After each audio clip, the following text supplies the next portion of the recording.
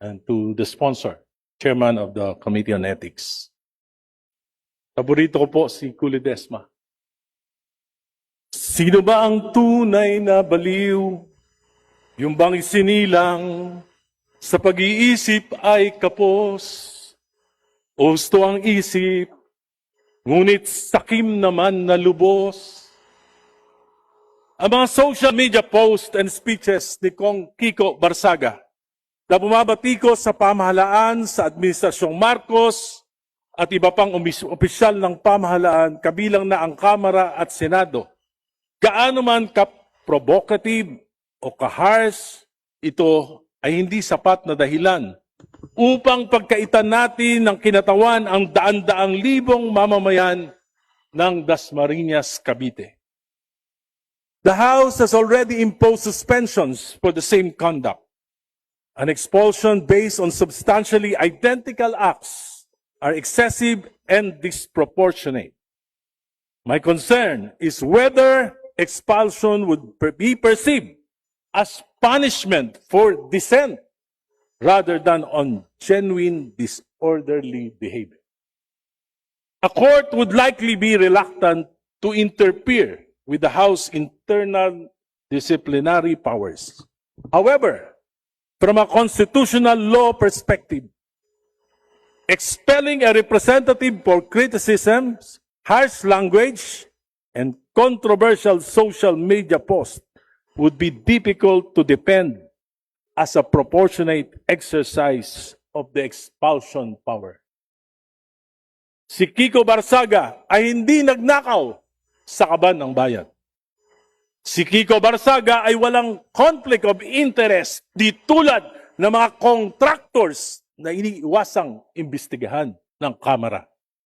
Si Kiko Barsaga ay hindi nagpasok ng mga kahina-hinalang alokasyon sa national budget. Si Kiko Barsaga ay dumadalo sa sesyon di tulad ng mga maraming kinatawan. Hindi mo nakikita sa plenaryo pero laging present sa attendance record ng Kamara. This is simply a tyranny of the supermajority to please those in power that were offended by Representative Kiko Barsaga. Ito ay pagpapatahimik sa mga hindi sumasang-ayon. Minsan, dumalo ako sa burol ng aking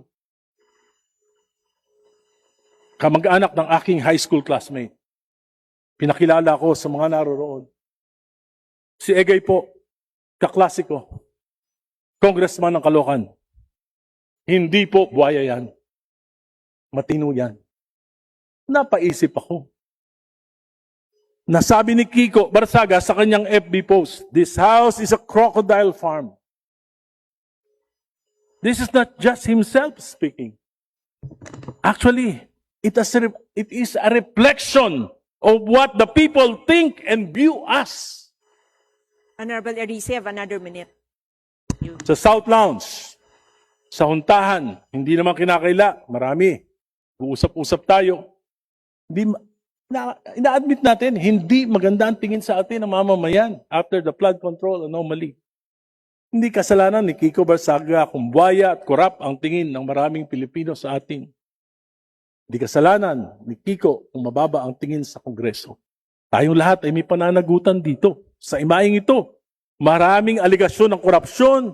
Yung ombudsman mismo ang nagsasabi, there are a lot of contractors dito sa Kamara, pero bakit hindi natin ito iniimbestigahan?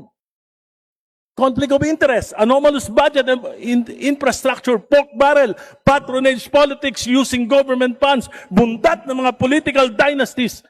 Ngunit sa halip na linisin natin ang ating hanay at magbago sa ating mga gawi, pinili nating magalit, mainsulto at parusahan ng mga nagsasalita. Galit tayo, nasasaktan tayo sapagkat may kasabihan. Truth hurts. Kailangan pag-isipan natin itong mabuti.